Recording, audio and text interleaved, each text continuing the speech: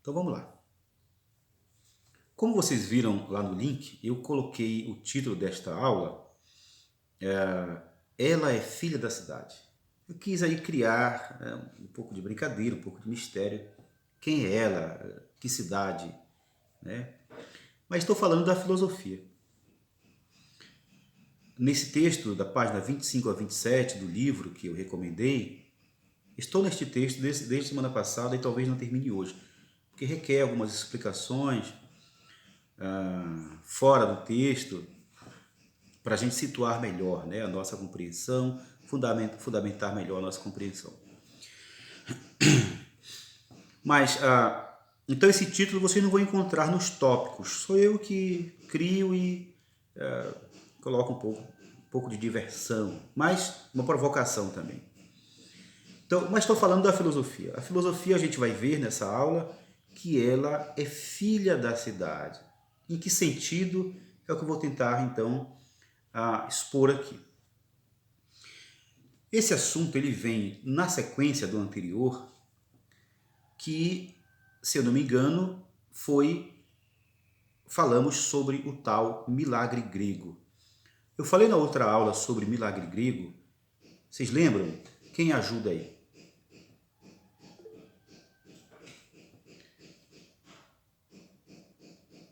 Tá, ok, Davi. Eu li aqui teu recado, tá? Davi, Daniel, né? Pois bem, milagre grego. Vocês lembram dessa expressão? Eu falei na outra aula dessa expressão, milagre grego. Digam aí.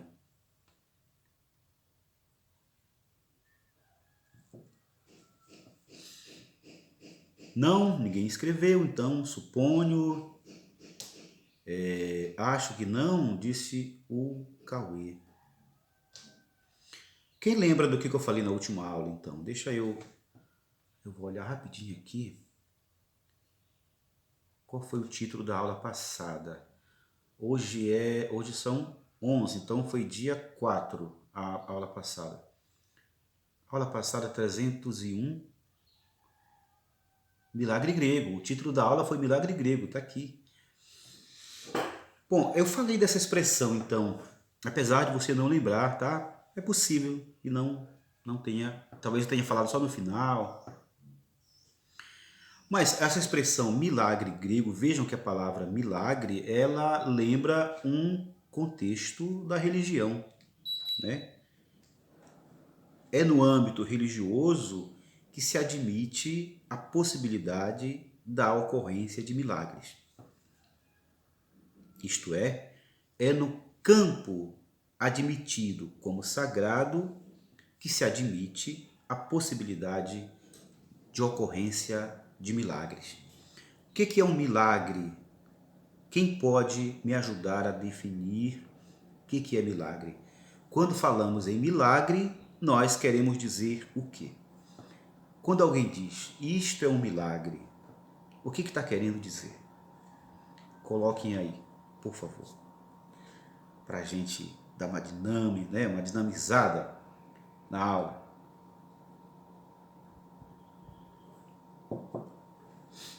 O que é um milagre?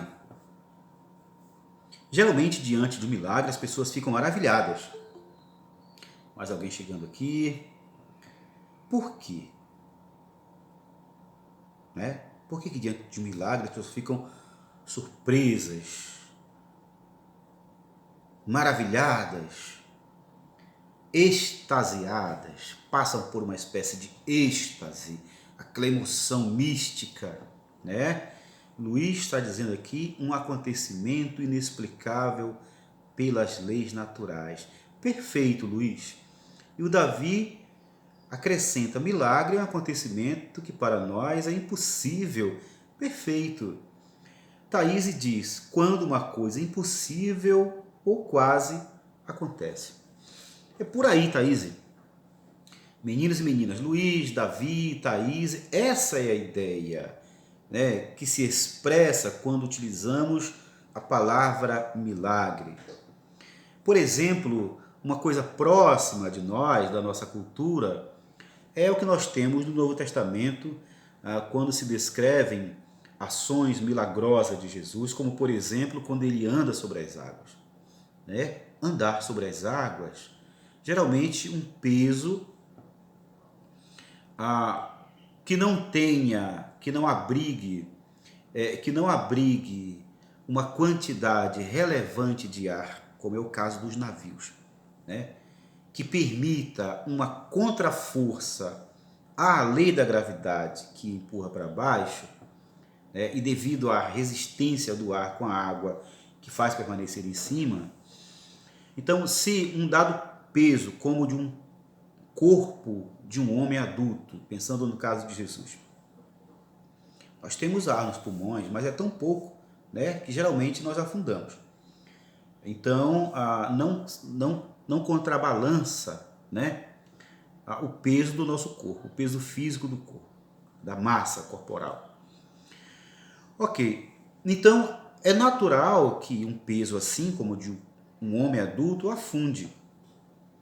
Então o fato de ele caminhar sobre as águas, numa situação de águas profundas, né, em que ele não toca em nada, nenhuma superfície fixa embaixo, e ele possa caminhar, isso é um milagre. É um milagre. Por isso que está no Novo Testamento, e a tradição reconta isto, é um milagre. É um ser diferenciado. É algo sobrenatural. Porque, como disse aí o Luiz, algo inexplicável, um acontecimento inexplicável pelas leis naturais. Então, pela concepção que nós temos do como funciona a natureza, e nós chegamos a esta concepção de leis através da ciência, mas também com uma raiz lá no surgimento da filosofia, então nós sabemos como é que funciona. Então, naturalmente, olha a expressão, naturalmente era para afundar. Não afundou. Então, algo sobrenatural aconteceu. E este sobrenatural é, portanto, justamente o milagre. Algo impossível de acontecer, segundo as leis naturais, aconteceu. Então, é um milagre. Algo, portanto, da esfera do sagrado. É uma palavra que pertence ao vocabulário da religião. É uma palavra que não deveria constar no vocabulário da filosofia. Porque, como a gente viu anteriormente, a filosofia, ela é uma ruptura, ela expressa uma ruptura com o pensamento mítico. Já vimos bastante sobre o pensamento mítico. Esta forma anterior ao pensamento racional, esta maneira de pensar anterior à filosofia, que nós chamamos de pensamento mítico. E nós já vimos que o pensamento mítico, ele funciona com base no sagrado. Portanto, o fundamento do pensamento mítico é a fé. É preciso crer. Eu não posso provar, porque o âmbito da fé é de fórum íntimo. Sou eu que dou a minha adesão àquele objeto da fé. E eu faço isso crendo, portanto, pelo exercício da fé. Eu não posso provar algo próprio do campo da fé. Eu posso convencer outras pessoas a acreditar como eu acredito, mas provar não. Então, o pensamento mítico funciona assim. Ele recorre, portanto, à fé. E o modo de explicar o mundo, a realidade, a existência da natureza e também a existência, né, do mundo humano é o mito que é explicável. Então os mitos, os ditos mitos de origem, né, contam a história do mundo, como é que o mundo veio existir. A gente lembra da mitologia grega, né? O livro do Hesíodo, que eu devo ter mencionado aqui, conta sobre o nascimento dos deuses. A gente também diz que o pensamento mítico elaborou uma cosmogonia, quer dizer, conta como é que o cosmos nasceu, justamente a partir desse processo envolvendo o sagrado. Então esta palavra gonia, a base dela é a palavra grega Gênesis. Gênesis.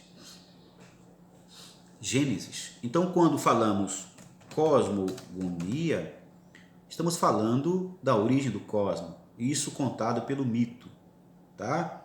Contado pelo mito, porque vai falar desse processo de partejamento, esse processo de parir, né? De dar à luz do ponto de vista genético, geneticamente.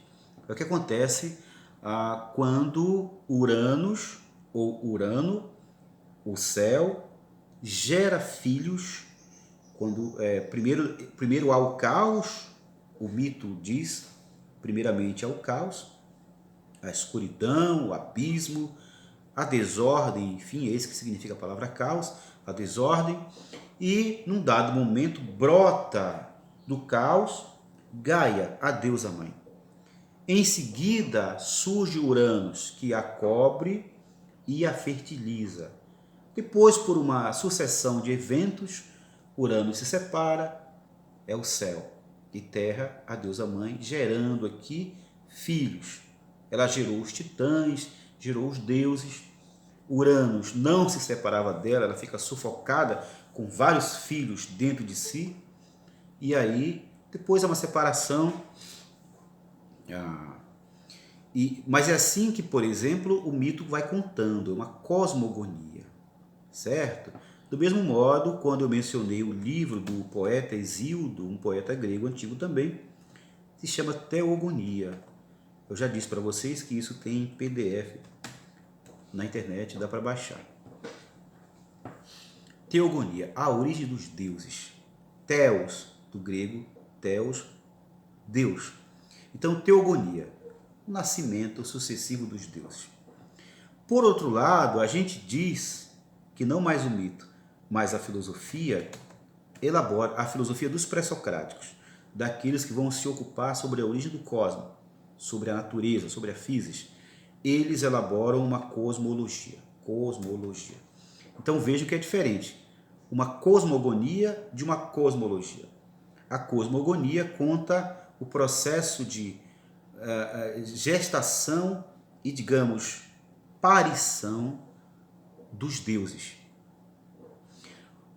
A cosmologia elaborada pelos filósofos, ela vai explicar de um ponto de vista lógico, por isso o logia, de um ponto de vista lógico, a palavra grega logos, que vai estar presente em vários nomes de ciências, sociologia, biologia e outras que agora me fugiram.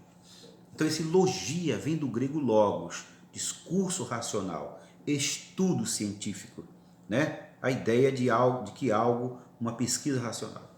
Então o que eles fazem? Uma cosmologia, uma explicação lógica, uma explicação racional sobre o cosmos. E é justamente isso que nós chamamos, a partir de então, de filosofia.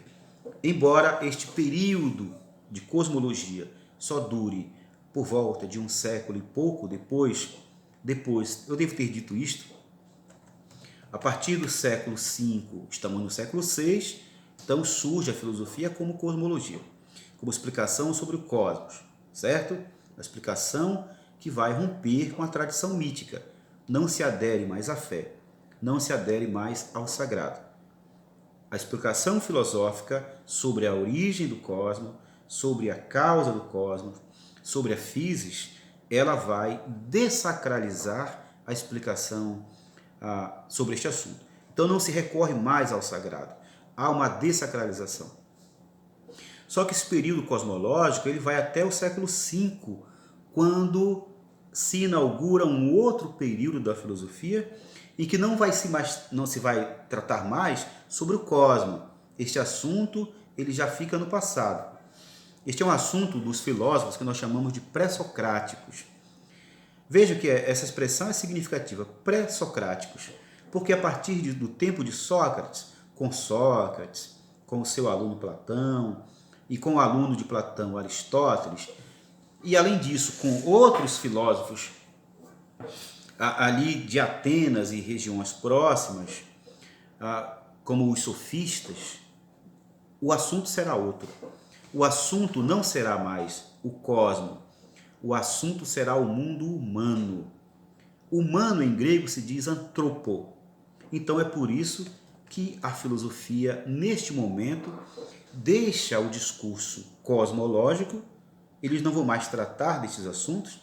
Isso foi bastante debatido no século anterior por Tales, Anaxímenes, Anaximandro, Heráclito, Parmênides, Pitágoras e tantos outros, que agora a filosofia vai se ocupar de entender o mundo humano. Antropo em grego é ser humano, é homem no sentido genérico, homem. Então, uma antropologia. Então, o que eles vão debater nesse contexto em diante? Sobre os valores morais, sobre os costumes, sobre a noção de justiça, sobre o que é o bem. Então, coisas que têm a ver com a esfera humana. Por isso, chama-se antropologia.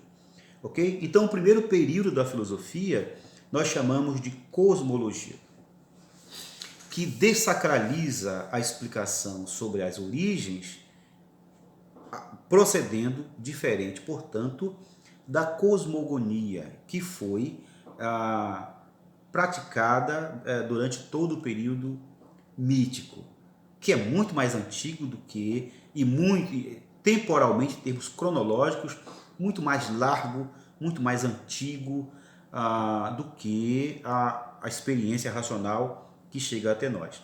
Então, do século 6 a.C. até agora, quantos séculos nós temos aí? 6 séculos antes de Cristo, de lá para cá mais 20 séculos. Então nós temos por volta de 2.600 anos de história de pensamento racional, de produção racional, de tentativa do homem compreender à luz da razão, à luz da ciência, o que é tudo isto. Mas isto, eu repito, já falei em outras aulas, isto já era feito muito antes, por isto que nós estamos chamando de pensamento mítico. Por esta modalidade de pensamento que nós estamos chamando de pensamento mítico. Certo? Ok, então da cosmogonia para a cosmologia há uma ruptura, há uma quebra, né? Há uma quebra. A grande questão que envolve essa expressão milagre grego é porque esta quebra, esta ruptura, este salto, parece algo impossível. Viram onde chegamos?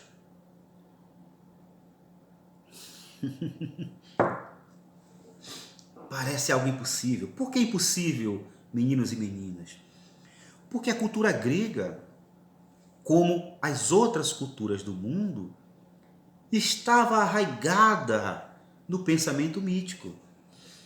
Uma tradição significa a antiguidade de certos valores e certos costumes que são passados de geração para geração. Numa constância em que, a rigor, não há espaço para novidades, né? Para a ocorrência de novidades que possam quebrar a tradição, porque ela se mantém por sua própria força. É o respeito aos deuses, é o respeito às narrativas. Eu lembro de novo que a palavra mito significa narração, contação. Eram histórias contadas, mas não eram histórias das quais era comum se duvidar, porque essa dúvida vai surgir com o surgimento da razão, do pensamento racional. Essas histórias, elas eram admitidas como verdadeiras dentro do horizonte da fé. Então era assim que eram educadas as novas gerações.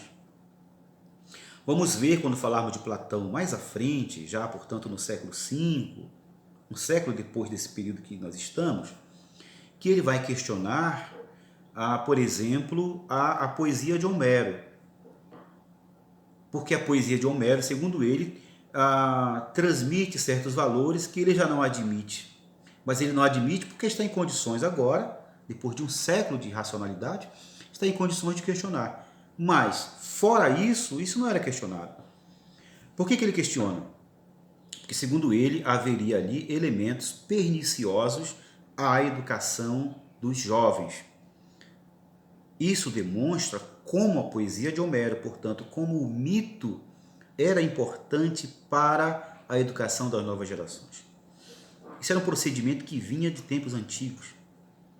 Então, quando Platão vai dizer que é prejudicial, é, por exemplo, porque ele vai dizer que os deuses, tal como representados nos mitos e em Homero, e ele parte da noção de que o próprio conceito de Deus envolve, é isso que significa Deus, envolve uma noção de perfeição. Então, quando falamos deuses ou Deus, nós pensamos no ser perfeito. No entanto, eu estou aqui antecipando algo só para ilustrar o que eu estou aqui querendo argumentar. No entanto, nós encontramos em Homero, por exemplo, descrições dos deuses tramando coisas uns contra os outros. Os deuses procedendo de modo a atrair uns aos outros. Algo muito parecido com o que acontece entre os seres humanos. Então ele vai dizer, isso é inadequado. Os deuses em Homero, eles são muito parecidos com os seres humanos. Então, isso não bate com a ideia de seres perfeitos. Então ele faz essa crítica e diz que isso seria prejudicial à educação dos jovens. Agora eu fecho aqui a menção a Platão para voltar. Falei isto apenas para expor, para fundamentar a ideia de como era importante, de como o mito era importante, passando de geração a geração, como ele estava arraigado na cultura grega. Ele é parte fundamental da cultura grega. Eu vou dar agora um outro exemplo para dar essa ideia de algo arraigado, de algo que é tão poderoso enquanto tradição, que é praticamente impossível haver uma inovação. Vou dar um exemplo da nossa língua portuguesa. Isso equivale para qualquer língua de qualquer povo. Nós não nascemos falando, vocês sabem disso. Este atributo da oralidade, ele não nos é natural. Se fosse, nasceríamos falando. Não, nós não nascemos falando. Nós aprendemos a falar pela convivência com a comunidade humana. Há casos na história, narrados, escritos, de crianças que foram encontradas vivendo fora da sociedade, fora da comunidade humana. Crianças que foram separadas muito jovens, muito novinhas, digamos assim. Então tem este filme, se eu já falei aqui, me desculpem, eu estou repetindo então. Tem este filme, que é um filme francês, que conta uma história, ao que parece ocorrida no século XVIII, que se chama O Menino Selvagem. O Menino Selvagem. Já viram este filme, não? O Menino Selvagem. Não viu, né, Luiz? É um filme legal, é um filme antigo, em preto e branco, mas ele mostra a história deste garoto que foi encontrado numa floresta de uma região da França. É um garoto que vão estudá-lo depois e entendem que este garoto, ele não falava, este garoto não tinha aprendido a expressar emoções. Então ele não falava, não sabia falar. Era um garoto selvagem, por isso o título, Menino Selvagem. Ele foi separado da comunidade humana. Quando nós, naquela fase de aprendizado da fala, somos separados, nós não vamos desenvolver esta capacidade. Nós não vamos falar. Então era o caso deste menino. Isso mostra, mas não só este caso, a nossa própria convivência, né? A gente não nasce falando. Então o bebê, quando nasce, é pela convivência com os sons da mãe, com a fala da mãe, que ele vai aprender a reconhecer, por exemplo, sons que expressam carinho, sons ásperos que expressam um outro estado de espírito, irritação, impaciência. Tudo isso nós, quando somos pequenos, bebês, a gente, pela convivência, vai aprendendo a assimilar, a decifrar. Então, são os sons da mãe, são os sons das pessoas da casa. E quanto mais nós vamos migrando para uma esfera mais larga, né, para para além da casa, a gente vai também ouvindo os demais sons, etc. Com o tempo nós vamos repetindo, nós vamos imitando e repetindo de modo ainda bastante, digamos, rudimentar. As crianças, todos nós passamos por isso. Começa a falar de modo engraçado porque não está perfeito. Então é até engraçado, né? É até engraçado. Certas palavras que a gente pronuncia quando é muito criança, porque estamos num processo de aprendizagem. Então falar não é natural. Talvez nós tenhamos os dispositivos para isto. Isso já foi bastante debatido, viu, pessoal? Bastante debatido isso. Por exemplo, tem um filósofo, vamos estudá-lo mais à frente, que se chama Rousseau, Jean-Jacques Rousseau. Ele escreveu uma obra chamada Ensaio sobre a origem das línguas, onde ele debate sobre isso. Então, talvez nós tenhamos os instrumentos, etc., algum dispositivo que possibilite isso, mas se nós não convivermos com as outras pessoas, nós não aprendemos. E aí é onde eu queria chegar. Nós aprendemos a falar a fala da nossa cultura, a língua da nossa sociedade. Seria surpreendente, eu quero retomar a ideia de milagre, seria surpreendente se algum de nós, tendo passado por este processo, não desenvolvesse a língua portuguesa, mas passasse a falar uma língua estrangeira. Um alemão, um inglês, um francês, um coreano, né? Um chinês, um japonês. Seria surpreendente. Seria algo tido como milagre. Algo inexplicável, algo impossível. Então, eu estou dizendo isso para comparar com o caso dos gregos. Eles vinham de uma tradição mítica em que a realidade toda, seja a realidade natural, seja a realidade humana, é explicada pelo mito. De repente cria uma outra, que vai, de certa maneira, romper com aquela, que envolve aquela numa espécie de suspeita. Porque só se pode criar algo diferente quando há uma insatisfação com aquela. E esta insatisfação envolve, evidentemente, uma dúvida, uma suspeita acerca de se aquilo é verdadeiro. Entende? Então, tudo isso está acontecendo no horizonte da cultura grega, nesse contexto do século VI. Então, os estudiosos da filosofia, ao se depararem com esta questão, este salto, este acontecimento abrupto, esta revolução, eles criaram essa expressão, milagre grego. É claro que aí a gente tem que entender essa noção, essa palavra usada agora por estudiosos, não mais com o mesmo teor que ela tem no âmbito do sagrado, no âmbito religioso. É tão difícil para eles explicarem isso que talvez o modo de expressar essa dificuldade seja a própria palavra milagre.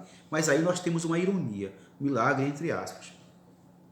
Não se trata mais de um evento, de uma ocorrência religiosa, sobrenatural. É algo que quebra este ciclo do sagrado e se instaura, mas de um modo tão surpreendente que eles só encontram uma maneira de expressar isso recorrendo à palavra milagre. Mas aí, eu repito, é apenas um modo de expressar a dificuldade. Bom, durante bastante tempo foi difícil se explicar este acontecimento. Mas hoje nós já temos explicação. E é isso que nós temos então entre as páginas 25 até a página 27, que eu recomendei que vocês lessem, ou que leiam depois da aula, tá? Futuramente eu passarei, talvez esta semana eu passarei, até a próxima, passarei uma atividade. Não vou passar muitas atividades, eu sei que vocês estão bastante envolvidos com atividades de outras disciplinas. E para mim, pessoal, o fundamental é esta presença de vocês, é esta constância de vocês, é este acompanhamento das nossas aulas e essa participação. Então, quanto mais vocês participarem, para mim, melhor eu tenho critério para avaliar. certo? Então, essa coisa da atividade, aquela atividade formal, para mim, eu vou ter que fazer, claro, mas o mais importante é isto aqui, certo? Pois bem, então vocês devem ler essas páginas aí 25 a 27 como um complemento da nossa discussão aqui. Mas o que é que nós temos então aí? Na página 25, nós temos o livro dizendo que alguns autores chamaram de milagre grego a passagem da mentalidade mítica para o pensamento crítico, racional e filosófico, destacando o caráter repentino, quer dizer, aconteceu de repente, abrupto, o caráter repentino e único desse processo. Porque só os gregos, até onde nós sabemos, se vocês forem ler o outro tópico aqui, ó, aqui está dito, a filosofia nasceu no Ocidente. Há uma longa discussão também em que se cogita a possibilidade de outros povos terem desenvolvido ideias muito próximas. Mas até onde nós sabemos, o que outros povos desenvolveram não se compara propriamente com aquilo que os gregos fizeram.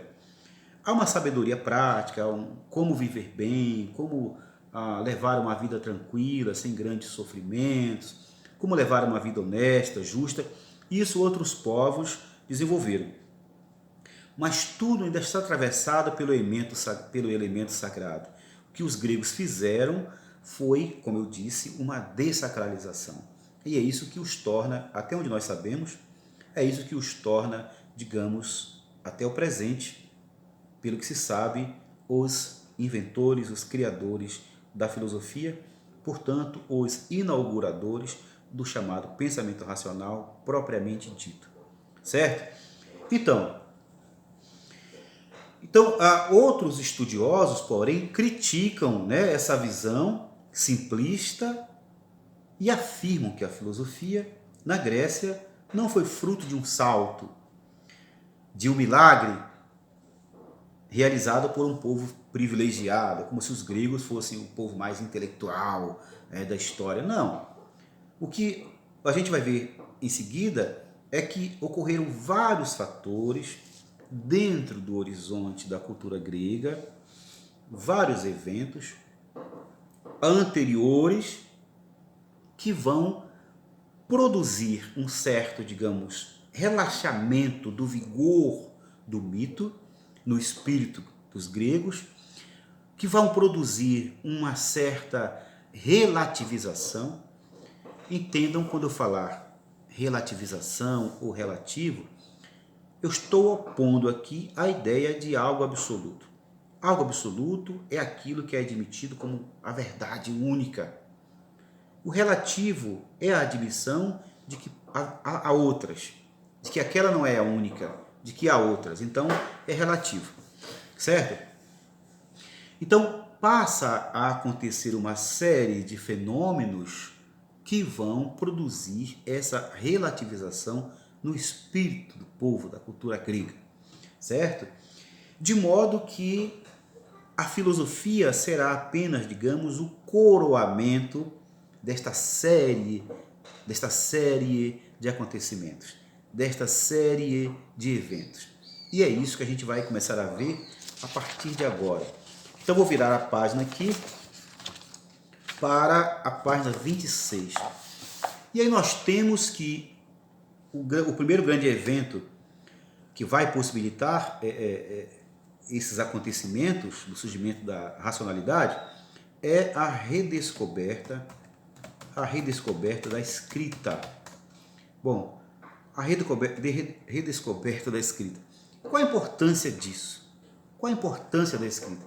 Vocês imaginam de que modo que a escrita pode possibilitar essa mudança? Podem? Coloquem aí, se vocês têm uma suposição.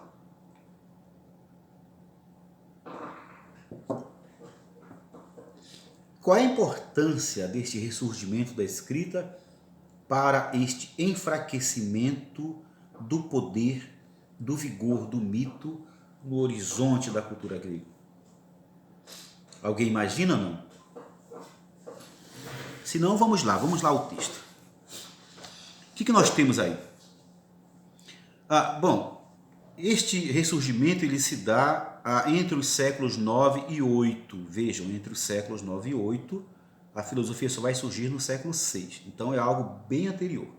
Entre os séculos 9 e 8, a escrita ela ressurge.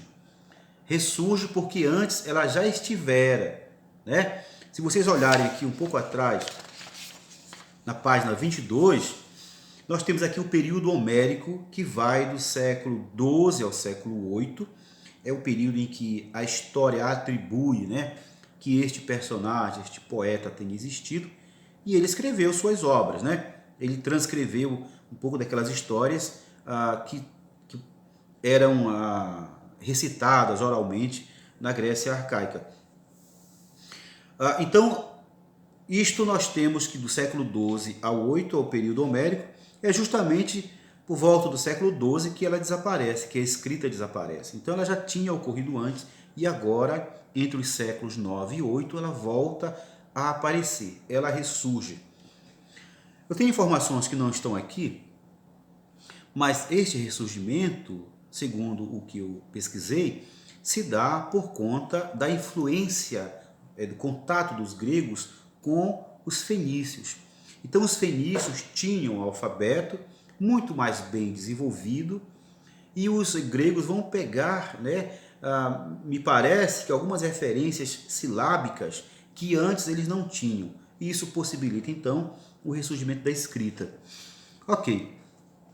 Então nós temos aqui no meio do parágrafo desse tópico o seguinte: enquanto os rituais eram cheios de fórmulas mágicas, está falando de um tempo ainda em que os gregos habitavam no ambiente tribal, muito ligados ainda ao ambiente rural, portanto um ambiente de tribo, em que havia uma importância muito grande do elemento religioso, mágico religioso, né? A ideia do segredo, do secreto, em que aquele que oficializa, aquele que toma a frente dos rituais, ele é um iniciado. O que é o iniciado? É alguém separado para aprender sobre aquilo. Como acontece hoje, por exemplo, né? Alguém, sobretudo nas religiões tradicionais de origem afro, alguém é separado para, né, ser iniciado naqueles rituais e tal. Também nas religiões cristãs.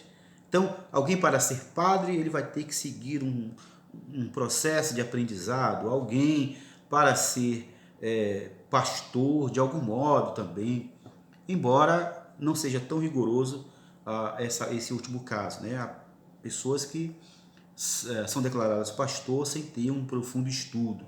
Mas em algumas outras denominações isso acontece. Pessoas vão para o seminário, vão estudar, etc. Então é um iniciado. No caso que eu estou citando aqui, é alguém que vai dominar certos segredos, um conhecimento mais profundo. Ele tem uma função social de transmitir para o povo as orientações dos deuses, do Deus e tal, mas não os segredos que ele tem para ser esse intermediário. Isso ele guarda, faz parte da sua iniciação. Para o povo ele transmite aquilo que é a vontade dos deuses, etc. Mas ele próprio se movimenta dentro desta esfera do segredo. Então é por isso que o texto diz: enquanto os rituais eram cheios de fórmulas mágicas, e agora que vem, os escritos passaram a ser divulgados em praça pública. Então a gente tem aqui uma oposição entre o secreto, entre o segredo, entre aquilo que é de esfera particular e a escrita que se oferece à praça pública. Até hoje nós temos esta palavra para referir quando alguém que escreveu um livro quer que outros conheçam, que outros leiam, a gente fala em publicação. Fulano publicou, isto é, tornou público. Agora é de acesso de todo mundo que quiser. Então isso traz consequências. O fato de divulgar para o público, para a praça pública, no caso lá, faz com que estes escritos se sujeitem à discussão. Então as pessoas vão debater. As pessoas que vão conhecer aquilo que vão ler, elas vão exercitar um debate a respeito. Vejam, o debate é uma coisa nova. Não se tem no ambiente do mito espaço para a discussão, porque discussão envolve ideias diferentes. Para debater é preciso ter ideias diferentes em torno de um tema. E isso não acontece no âmbito da religião, que trabalha com dogmas. O dogma, já devemos ter falado disso antes, o dogma se apresenta como uma verdade absoluta, que não admite, portanto, discordância, não admite debate, porque todo debate envolve uma diferença de perspectiva. Você pensa assim, o outro pensa assado e vocês debatem. Isso o dogma não admite. Ele requer obediência inquestionável. Então, a escrita, ao se oferecer à publicidade, ela se submete necessariamente ao debate, à discussão.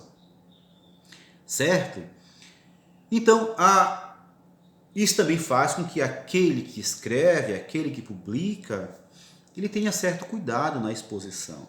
Então, ele não escreve de qualquer modo, ele quer que as pessoas partilhem do seu ponto de vista. Então, ele vai ser cuidadoso, vai ser rigoroso na hora de elaborar sua escrita. Ele vai fazer isso de tal maneira que as suas ideias estejam bem colocadas, bem claras. Isso vai exigir também da parte dele um cuidado pessoal, uma busca da melhor maneira de dizer. Vai exigir, portanto, um raciocínio cuidadoso, criterioso. Tudo isso já é uma espécie de preparação para o que vem depois, que vai dar origem à filosofia. Temos o debate, temos a discussão, temos esse cuidado criterioso, o rigor na exposição. Tudo isso já é uma semente para aquilo que vem depois, certo? Mas, nesse contexto, ainda era comum que as pessoas, em geral, a maioria não soubesse ler.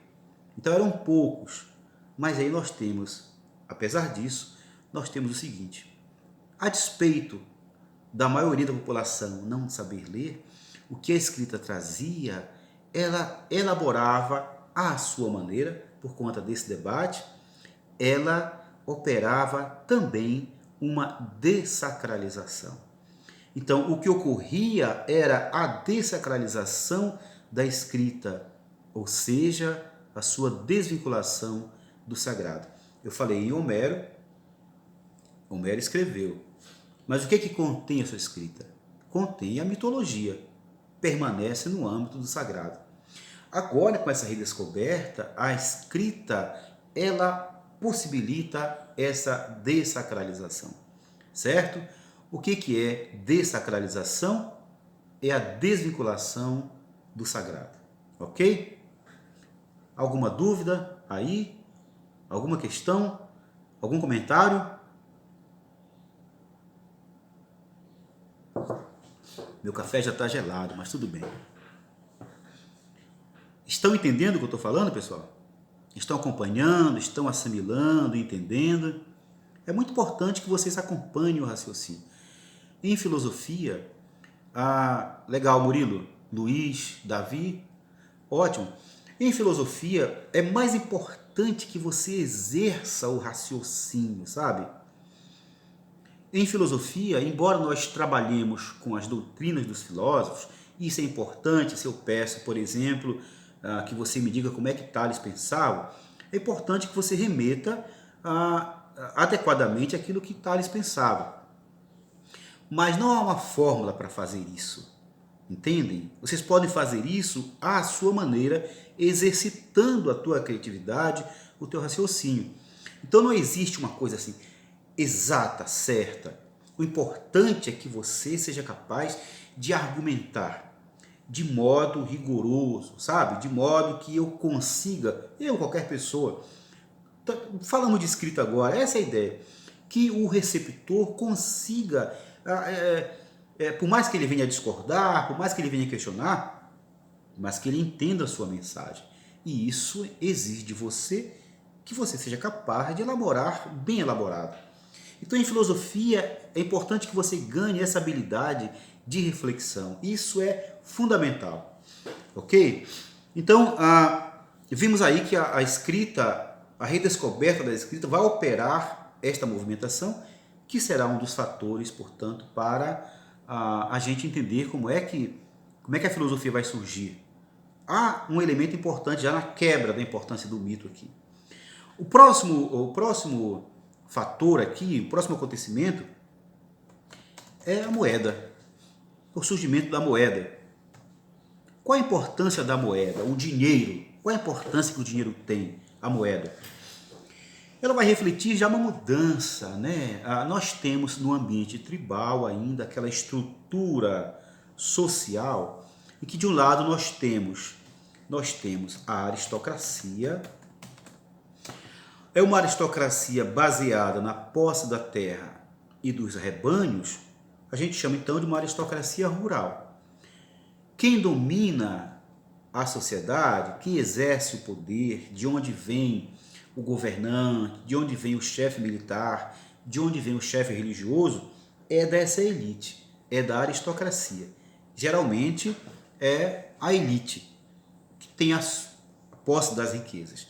A riqueza é baseada na posse da terra e na posse dos rebanhos. De outro lado estão os despossuídos disso. Então, quem exerce a influência para dizer o que é certo, o que é justo, etc., é aquele grupo, é a aristocracia, é a elite. Até porque ela não vai, digamos assim, conceber valores que vão contra a sua posição de privilégio. Isso até hoje é assim, pessoal. Até hoje é assim. Os valores que circulam e que dominam as mentalidades, em geral, são da classe dominante. Vamos ver isso muito mais à frente, quando falarmos, por exemplo, de Marx, que fez uma análise muito interessante a esse respeito. Pois bem, mas deixemos isso de lado por ser um momento propício, voltemos aqui a este caso.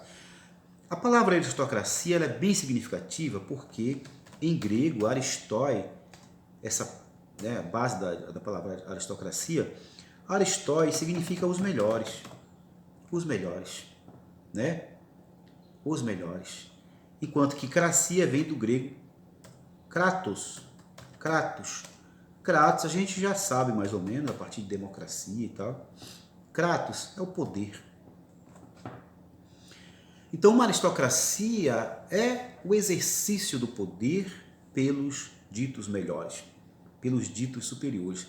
E isso segundo os seus valores. Por que se pensava assim? Por que eles são detentores da riqueza? Porque eles se acreditavam serem superiores. Onde está o sinal da sua superioridade? Isto para eles. Eles se consideravam os descendentes dos deuses, os descendentes mais legítimos. Bom, talvez numa aula de história vocês entendam como é que se dá esse processo relacionado à posse da terra. É muito fácil de entender. As terras elas não eram infinitas. Elas são limitadas. O próprio território grego ele é limitado, a parte agricultável. Muito acidentada, muita rocha, pedra e tal. Então há um limite das terras. Na medida que a população cresce, os herdeiros, os parentes mais distantes de quem está no poder, vai ficando despossuído. Então os mais próximos vão ficando. Os outros terão que se virar. Por isso que, por exemplo, esses despossuídos vão buscar outras alternativas, eles vão virar navegadores, comerciantes. Nesse contexto, o comércio vai se desenvolver. Os comerciantes vão enriquecer.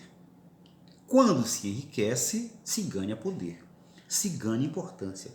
Só que esta classe de comerciantes, esses novos ricos, eles não partilham com a mesma profundidade daqueles valores tradicionais. Eles têm outros valores, não mais ligados à terra. O comércio ele possibilita o surgimento de uma mentalidade mais pragmática, mais ligada ao cálculo. Por quanto vou vender, quanto vou comprar, quanto vou lucrar. Uma coisa mais ágil, mais do dia a dia. O interesse no lucro. No âmbito das antigas tribos, as trocas elas se davam entre um produto e outro. Não havia moeda, não havia o dinheiro. A moeda vai surgir justamente nesse contexto do comércio. Então a moeda vai trazer este elemento fundamental em que, de um lado, Com o comércio vai haver uma espécie assim de democratização do poder. Os valores antigos da tradição aristocrata, eles vão se relativizar, porque novos valores ligados a outros interesses, a outra prática, a outras relações vão se estabelecer. Então, há uma espécie assim de democratização, de abertura. Quem não era nobre, quem não era descendente dos deuses, também agora pode ter algum poder. Nesse contexto todo está acontecendo outra coisa super importante, que é a passagem da vida tribal para o espaço urbano. Em outras palavras, está surgindo a cidade, a polis. Polis, em grego, cidade. Polis é uma palavra interessante, porque ela designa a cidade, mas, tal como vocês devem lembrar de aulas de língua portuguesa, por exemplo, essa palavra polis, que está em polissílabo, que está em polinômio, etc., ela designa uma multiplicidade, ela designa um coletivo. Por que isso vai designar esse ambiente urbano? Porque é aí que para aí vão convergir as várias pessoas procedentes de diferentes origens. Aquele mundo rural, ele vai desaparecendo aos poucos, vai surgindo um outro ambiente, uma outra ordem humana, que é o título de uma outra aula que eu dei em algumas turmas. Na de vocês eu chamei milagre grego, mas o mesmo assunto eu também coloquei uma nova ordem humana, porque trata disso. Quer dizer, há uma nova ordem humana, que é a polis. E as relações aí, as relações sociais, elas vão mudar. As relações políticas, olha a palavra polis, política. Quando falamos em política, estamos falando de relações de poder. Aqueles que comandam e aqueles que são comandados. Essa ordem que antes, no ambiente rural, havia uma hierarquia tal, agora isso vai se subverter, isso vai sofrer alteração no ambiente da polis. No ambiente da cidade, no ambiente da polis, as pessoas vão debater. As pessoas vão se reunir no lugar que é a ágora. Ágora é a praça da cidade. Então ali elas se reúnem para discutir, para debater, para fazer escolhas sobre o que é melhor para o coletivo. Então não são mais os deuses que determinam o que é a lei, o que é a regra. E nós também temos este outro fator, que é o surgimento da lei escrita. Tudo isso está acontecendo antes do surgimento da filosofia. Então a lei escrita, a moeda vai surgir no século VII, portanto antes. A lei escrita vai ser assentada nesse contexto também. Então, se antes a justiça ela era proferida pelo sacerdote, pelo representante dos deuses, ou ela era produto da arbitrariedade, da escolha, sem critérios, a não ser os pessoais, dos reis, agora não. Com a fixação da lei escrita, isso vai abranger todos, certo? E aí, isso também pode ser objeto de discussão e, consequentemente, de modificação. Então está acontecendo algo diferente, algo inusitado, algo novo na cultura grega. Está surgindo uma figura que não havia no ambiente das tribos, que é o cidadão da polis. Este cidadão é justamente este, que vai assimilar os interesses individuais, mas como ele vive num coletivo, tem que pensar também nos interesses em comum. Daí que as pessoas passam a exercer, por meio da palavra, por meio do diálogo, por meio do debate, o poder. Então, por isso estamos falando de política, porque se dá através do discurso, do debate, dos protestos, do diálogo. Isso acontece na praça pública. Então, nós temos aí também, nesse contexto, a consolidação deste regime político que os gregos inventam aí, que nós vamos chamar de democracia. Ainda é uma democracia bastante, digamos, rudimentar que eles inventam, porque as mulheres ficavam de fora, não tinham direito de debater. Só os homens tinham esse direito, que é o direito à isegoria, o direito de falar. Iso significa igual. Então, todos têm a igualdade perante a lei, e aí nós temos este direito chamado isonomia, nomos, regra, lei. iso, igual, são iguais perante a lei e têm o direito à isegoria, à igualdade de fala, mas ficavam de fora mulheres, escravos e estrangeiros. Então é uma democracia ainda bem rudimentar, certo? Bom, eu antecipei algumas coisas aqui, quer dizer, tudo isso está acontecendo, meninos e meninas, tudo isso antes do surgimento da filosofia. Mas é isto que vai preparar o espírito grego, portanto, para essa revolução que é o pensamento racional e que chegou até nós e não para nunca mais. Mas qual a importância da moeda? Eu saltei para os outros e não enfatizei a moeda. A moeda faz parte dessa democratização daquele valor, né? Os nobres estavam separados, os melhores. Não, agora vai se democratizar. São novos valores. Mas outra coisa importante é que a moeda, ela é um equivalente universal. Ela pode ser trocada por qualquer coisa, por qualquer coisa. Não está limitada, né? Como, por exemplo, se quer trocar 30 vacos, estabelece. Quanto vale 30 vacos? 200 arrobas de milho, sei lá. Então, havia toda uma dificuldade prática também para se fazer isso. A moeda vai facilitar. Você pode pegar o teu navio, atravessar o Mediterrâneo, ir lá para as colônias gregas da Ásia Menor, e para evitar despesa, portanto, para aumentar o lucro, você não leva o navio cheio de vacas, você leva no bolso o valor equivalente em dinheiro. E você vai comprar lá as toneladas de arroz que você quer, supondo que eles usassem arroz. Não sei se arroz existia lá. É só um exemplo que me vem assim, do nada. Certo? Então, além disso, como equivalente universal, quer dizer, ela pode ser trocada por qualquer coisa. Isso que eu estou falando de equivalente universal. Ela pode ser trocada por qualquer mercadoria. A moeda ela vai ter uma similaridade, de algum modo, com aquilo que é aquele conceito filosófico que eu já mencionei, que é o arquê. Quando os pré-socráticos buscam o arquê, eles querem encontrar um equivalente para todas as coisas. Isto é, se existem árvores, se existem animais, se existem rochas, se existe tudo que existe é uma transformação a partir de um elemento só. Então, este elemento que eles chamam de arquê, no caso de Tales é a água, é um equivalente universal para tudo, de certa maneira, né? De certa maneira. Quer dizer, a árvore, no fundo, ela é água. A rocha sólida, no fundo, ela é água. Então, essa multiplicidade toda, ela é reduzida à unidade. A moeda faz isso. Ela reduz a multiplicidade de mercadorias a si própria. Então, ela é um equivalente universal. Então, nisso nós temos este treino, de certa maneira, este preparo para todo o vocabulário filosófico, para todo o procedimento filosófico, esse processo de abstração que acontece com a filosofia. Ok? Então é isso, pessoal. Com isso, nós terminamos este assunto.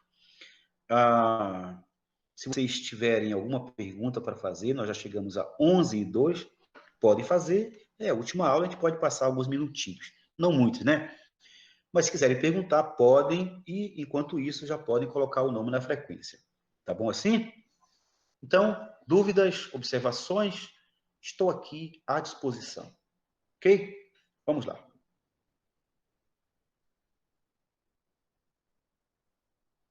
Nomes na frequência, estão me ouvindo? Legal. Muito bem. Muito bem.